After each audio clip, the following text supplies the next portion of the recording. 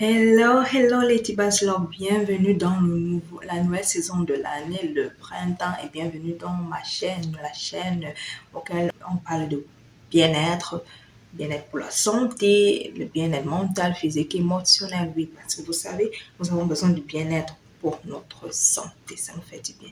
Si vous êtes nouveau, bienvenue, asseyez-vous, prenez une tasse de thé, une tasse de café et asseyez-vous pour visionner votre vidéo préférée. Merci déjà à tous ceux qui continuent de s'abonner. Bienvenue. Et à vous les anciens, bienvenue. Vous êtes là. On est la famille. C'est la famille. C'est la famille. Faites comme les anciens, comme les nouveaux. Asseyez-vous, prenez une tasse de thé et puis on visionne notre vidéo. Générique.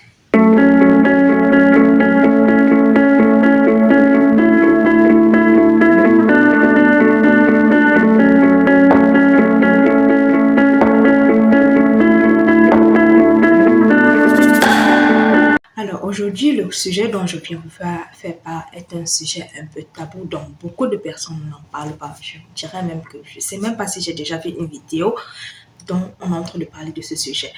Ce que je veux parler aujourd'hui, c'est la dépression postpartum. Oui, ça regarde, cette vidéo est particulièrement pour nous les femmes, tout ce que nous vivons après l'accouchement.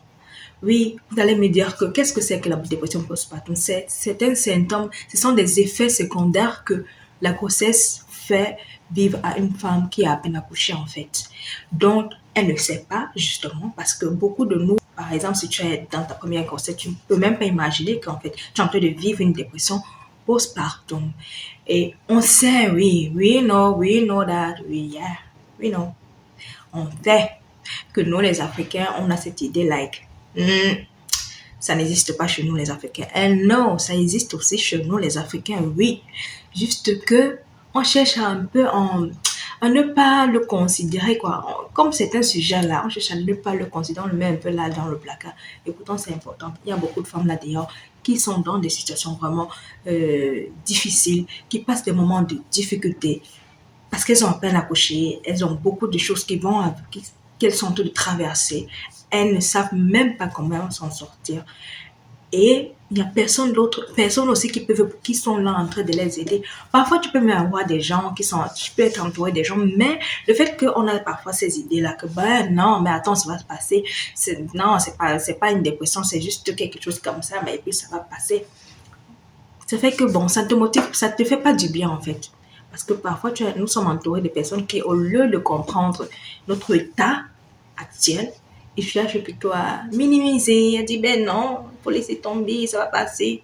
Et puis toi, tu vas là, tu continues à être dedans, et ça va au-delà de ce que tu pouvais même peut-être penser.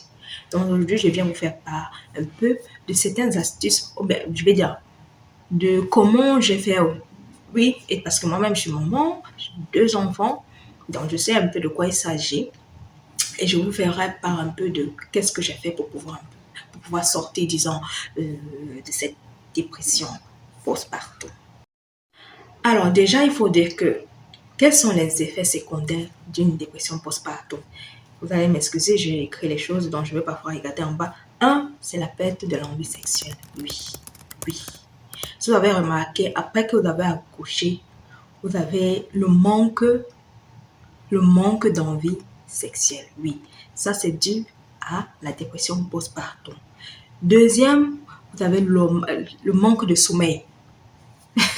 Déjà, c'est naturel parce que si tu as un nouveau-né, c'est clair que tu vas même pas pouvoir dormir parce que tu dors moins.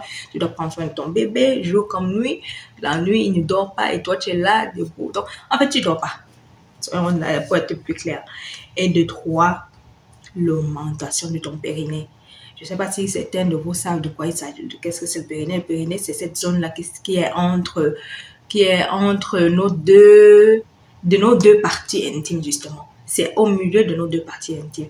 Et ce périnée-là, justement, il peut augmenter. Et cela peut causer d'autres choses que tu ne sais justement pas, dont je vais vous faire part tout à l'heure. Un d'abord, parlons de la perte de la vie sexuelle. Oui, oui. Beaucoup ne savent pas que quand tu accouches, Déjà, il y a des femmes que pendant qu'elles est enceinte, elles peuvent déjà perdre l'envie, même sexuelle. On se dit, OK, il faudrait que tu puisses faire beaucoup de mombaya pour passer, c'est bien pour l'enfant. Mais il y a des femmes que justement, pendant la période de grossesse, elles n'ont même pas l'envie. Elles commencent déjà à perdre de l'envie sexuelle. Et ça s'aggrave encore tout après cette période-là. Alors, moi, je dirais que quand vous êtes dans ces situations, déjà cherchez à en parler. Si vous êtes étant un couple, vous devez chercher à en parler. Je trouvais un moyen qui va vous permettre de vous faire plaisir, de vous faire plaisir, disons, ensemble sans que cela ne détruise, je vais dire, ne fasse du mal à l'autre, quoi. Il faudrait pas que la femme se sente obligée, que peut-être elle est là, elle n'a pas envie, et puis elle se sent obligée. Vous devez chercher à trouver un moyen de communication qui va vous permettre que tous les deux vous soyez satisfaits d'une manière à l'autre. Donc, sur ce sujet-là, j'ai pas trop à dire. Donc, le truc, c'est parler, communiquer avec ton partenaire, afin que de le faire comprendre justement ça, que toi, en ce moment, dû à la grossesse, tu as à peine accouché, tu as ce problème-là, tu ne sais pas comment tu peux faire. Si vous voulez aller voir un spécialiste qui peut pouvoir vous aider, même si tu es gynécologue ou je ne sais pas quoi, vous pouvez aller voir. Ou vous communiquez entre vous et vous cherchez à trouver un moyen pour pouvoir, je vais dire, trouver une solution qui va être bénéfique pour vous deux. Deuxième, nous parlons justement du manque de sommeil. Le manque de sommeil, j'ai même pas. Le manque de sommeil, on sait qui est, disons, l'auteur de notre manque de sommeil, c'est notre enfant. Parce que justement, de temps moment, tu es obligé de prendre soin de ton enfant. Jour, nuit, anyway, all day, tu es là à prendre soin de ton enfant.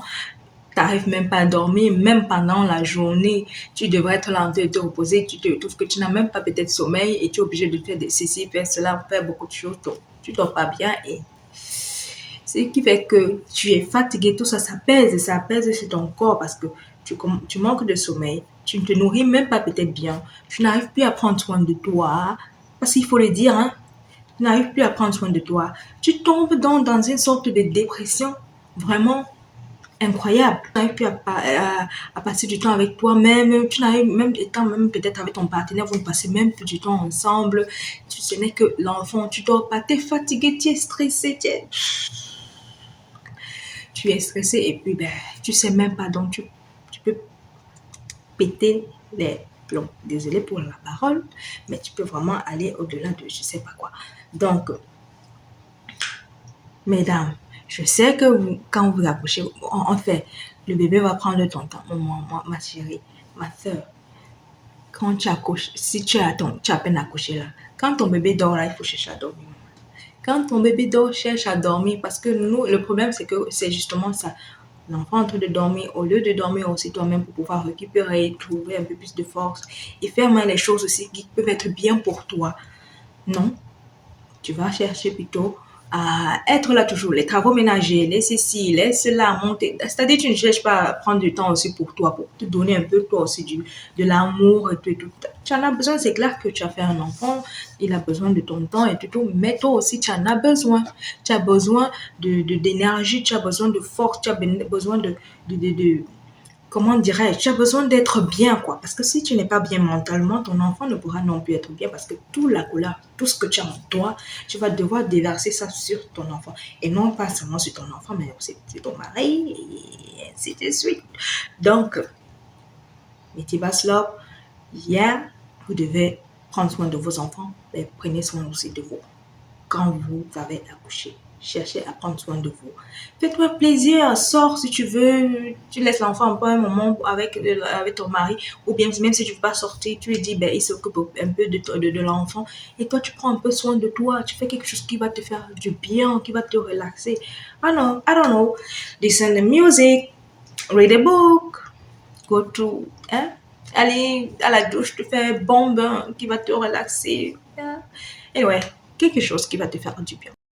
Et comme le dernier, c'est comme j'ai dit, l'augmentation de ton périnée. Comme j'ai dit, cette partie qui est entre tes deux. Oh, pourquoi la parole là me comme ça, je sais même pas. C'est bizarre. Cette partie qui est le périnée est cette zone-là. tes deux parties intimes, voilà. Oh my God, wow. Le périnée, c'est donc qui est entre tes deux parties intimes. C'est cette zone-là. Et cette partie-là, justement, après l'accouchement, elle a tendance à augmenter. Et quand elle augmente, ça fait que tu peux avoir des effets secondaires justement de ça.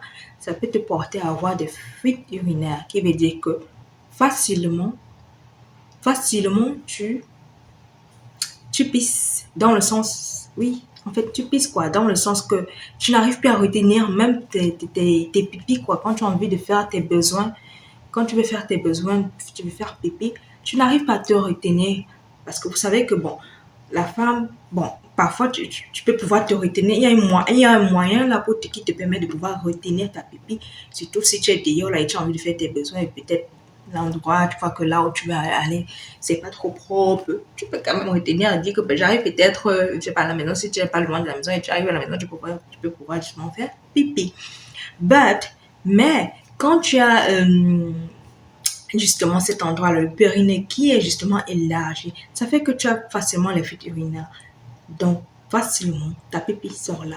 Je me rappelle justement, je parle parce que c'est ce que j'en ai vécu vraiment.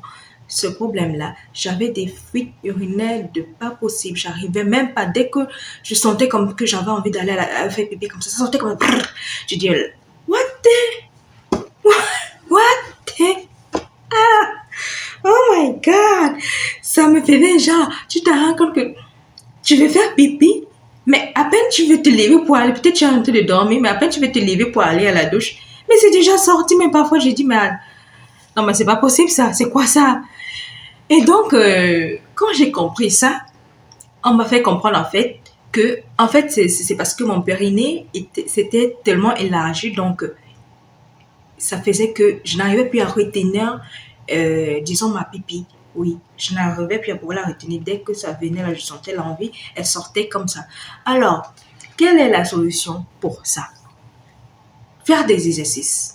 Il y a des exercices. Vous pouvez aller même sur YouTube, vous tapez exercices pour pouvoir resserrer notre périnée. Parce que c'est très important. Exercice pour resserrer votre périnée et ça va vous faire sortir, vous verrez beaucoup d'exercices qui vont vous permettre de pouvoir resserrer votre périnée. Enfin, parce que non seulement quand vous resserrez aussi le périnée, c'est bien aussi pour le mumbaya. Donc, anyway, chercher des exercices, ok, vous allez pouvoir faire pour pouvoir resserrer votre périnée. Donc, c'est un peu ça. Cela va vous être bien, vous verrez que ça va. Une fois que quand vous avez fait ces exercices continuellement, quand vous allez faire ces exercices-là de temps en temps, chaque fois, vous verrez que ça va se resserrer au fur et à mesure, ça va se resserrer. Bon, je voudrais bien vous faire voir un peu comment. En fait, l'exercice là même, c'est même pas compliqué. C'est un peu comme c'est exactement quand, vous savez quand exactement, voilà, je vais même pas très loin. Quand tu as envie de justement retenir ta pipi là, quand tu sens que tu vas aller faire tes besoins, que tu sens que tu fais pipi, et tu veux retenir ta pipi à l'intérieur. Vous savez, non? Nous, les femmes, on connaît comment on le fait, non? Comment on resserre la pipi. C'est exactement cet exercice-là que tu devrais faire pour resserrer ton périnée. C'est-à-dire, tu as de l'aide, même étant assis, tu peux le faire. Je suis assise en ce moment et je suis en train de le faire.